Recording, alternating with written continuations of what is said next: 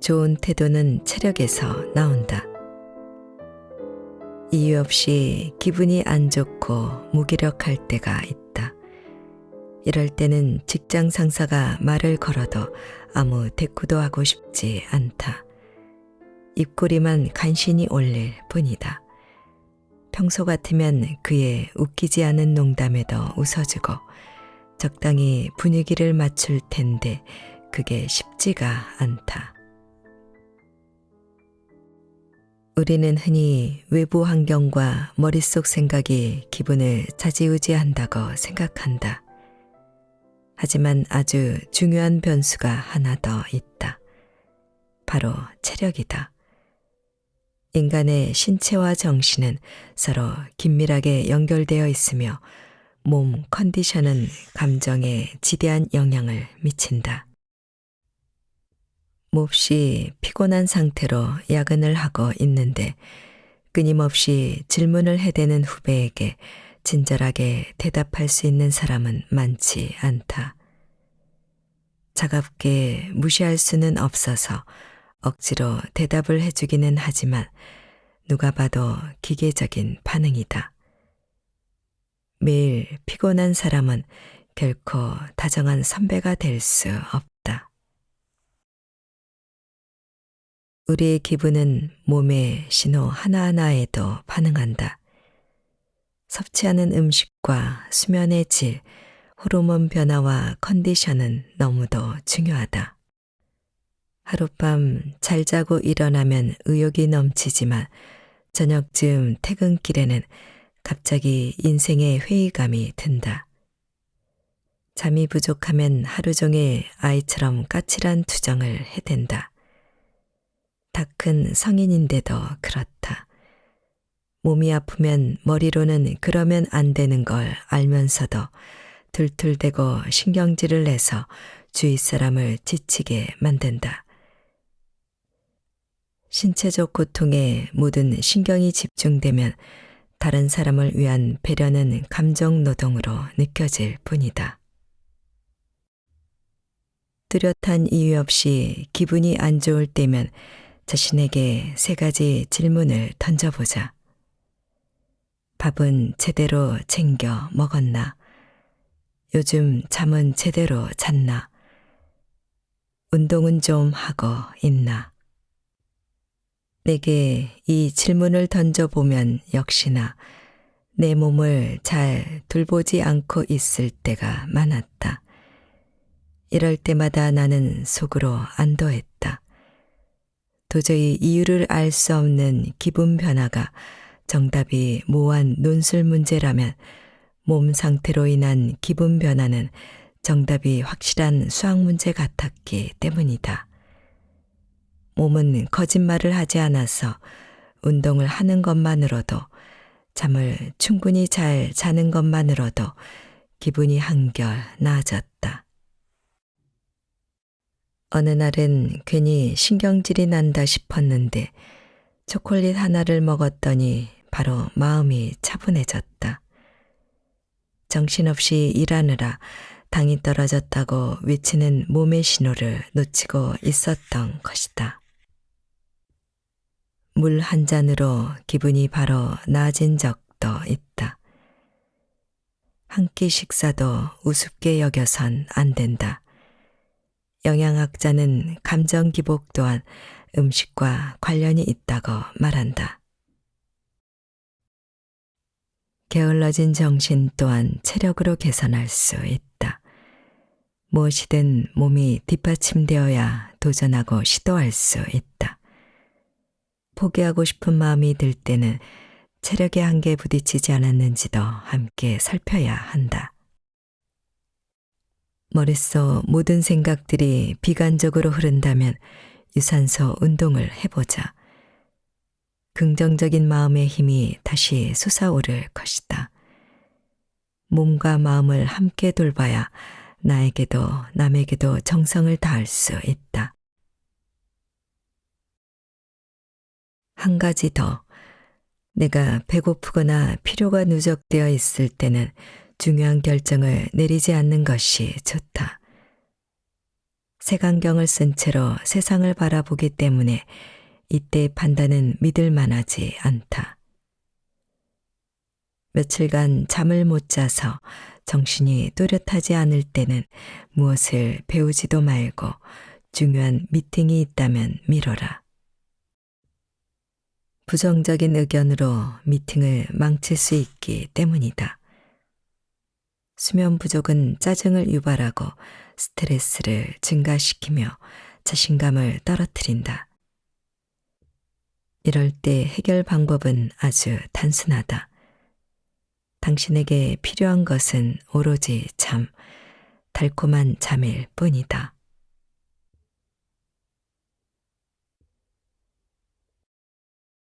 내 감정은 내 것이 아니다. 회사에서 이런 장면을 한 번쯤 본 적이 있을 것이다. 출근 시간이 가까워지면 동료들이 하나둘씩 사무실로 들어온다. 안녕하세요 라는 인사가 여기저기서 들려오고 모두들 애써 즐거운 하루를 시작하려는 순간 마지막으로 들어오는 한 사람의 낯빛이 어둡다. 어디서 돈이라도 떼인 사람처럼 나타나서 인사도 안 받고는 자기 자리에 앉아 주위에 아무도 없는 것처럼 행동한다. 방금 전까지만 해도 화기애애하던 사무실 분위기가 순식간에 차가워지고 먹구름이 들이운 것처럼 어두워진다. 밝게 인사하던 동료들의 기분도 가라앉아 어색하게 자기 자리로 돌아가 앉는다. 한 사람이 밖으로 표현하는 기분의 에너지는 생각보다 강력해서 사무실 전체 분위기를 좌우하기도 한다.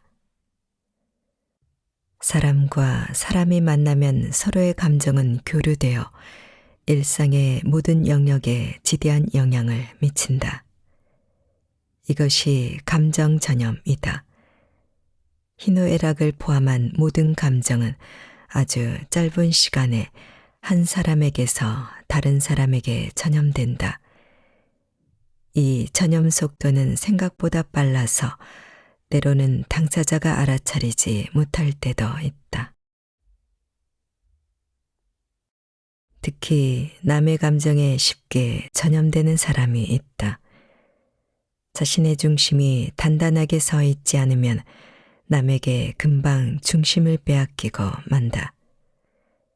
이런 사람들은 다른 누군가로부터 안 좋은 감정을 얻어왔음에도 스스로를 탓하고 자기도 모르게 지쳐버린다.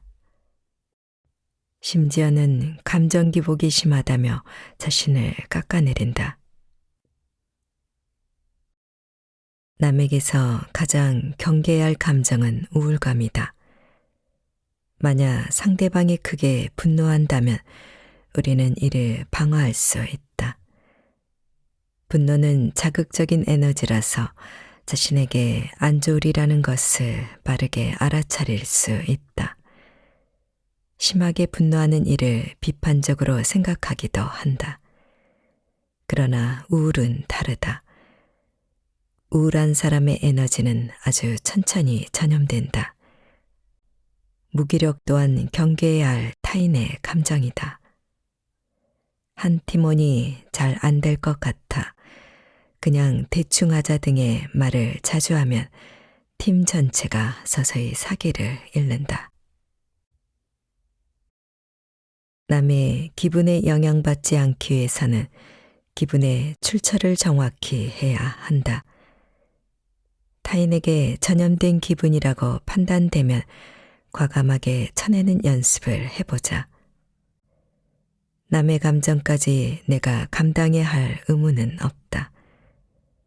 지금 나의 기분이 내 것이 아니라는 것만 깨달아도 그 무게가 훨씬 가벼워져서 내 안에서 흘려보내는 일이 그리 어렵게 느껴지지 않을 것이다.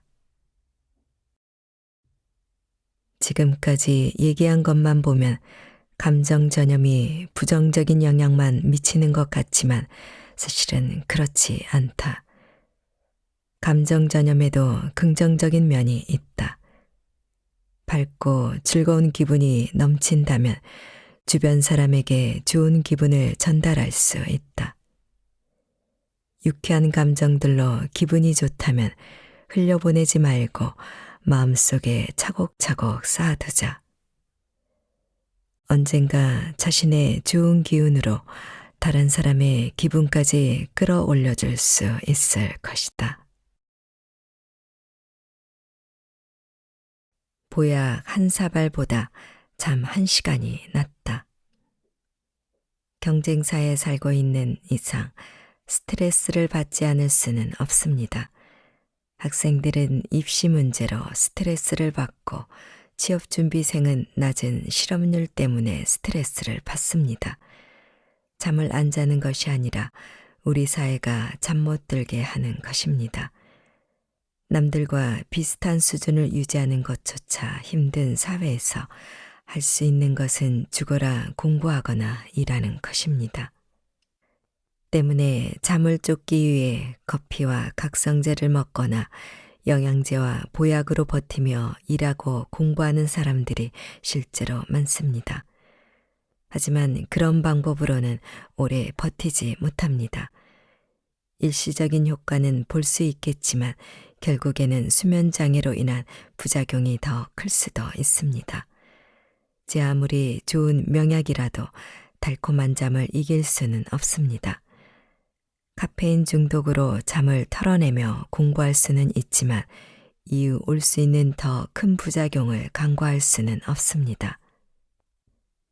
바른 수면 연구소를 경영하다 보니 잠에 대한 고민 때문에 상담하러 오는 이들이 종종 있습니다.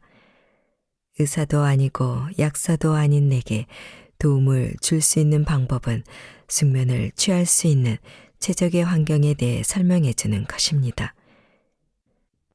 입시생을 둔 한 학부모는 자녀가 시험이 코앞인데 공부하는 시간보다 잠자는 시간이 더 많아 걱정이라고 했습니다.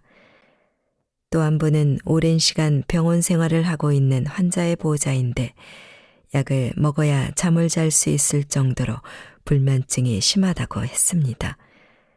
전자는 잠자는 시간은 많은데 수면의 질이 좋지 않고 후자의 경우는 아예 잠을 못 자서 생기는 심각한 후유증에 대한 문제입니다. 꿀잠 한 시간이 온갖 영양제와 보약 한 사발보다 낫다는 이야기는 그러니까 현대과학으로도 쉽게 극복할 수 없는 수면 환경의 중요성에 대해 말하는 것입니다.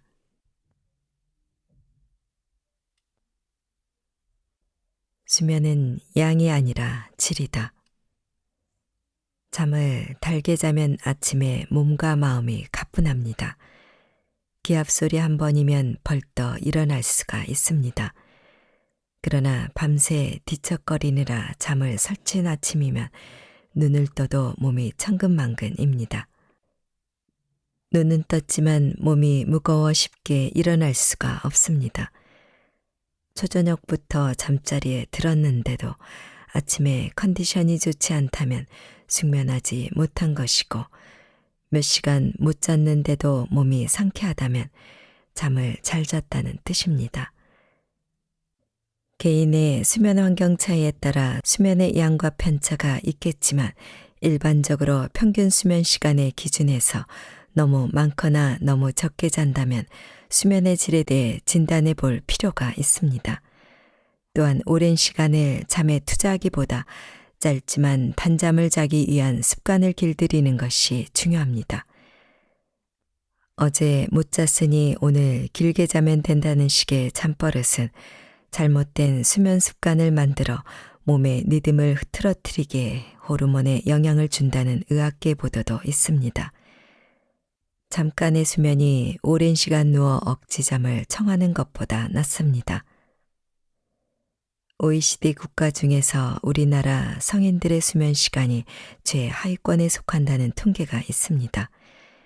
이는 경제발전의 가속화가 만든 불행한 성적입니다. 지금은 법정 근로 시간이 만들어졌지만 경제 성장이 한창이던 시절에는 잠을 줄여 일하는 시간에 투자했습니다.